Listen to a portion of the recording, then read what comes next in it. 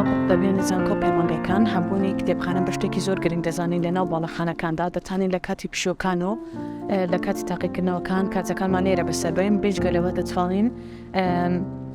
ئەو کتێبانەی کە لێرە بەردەستن بیان خوێنینەوە و سوودیانێ ببینین و دەتوانین سەرچاوەکانیشمان لێرە بەدەست بهێنین کە لێرانە چەندەها کتێبی تێدا کە بریتینە کتێبی ئاینی، کتێبی زانستی، کتێبی کۆمەڵایەتی، کتێبی مێژووی، کتێبی ئاینی و چەندەها جۆری تری کتێب کە بە هەر سێ زمانی کوردی و زمانی عەرەبی و زمانی ئینگلیزی بەردەستن و هەمووشمان دەزانین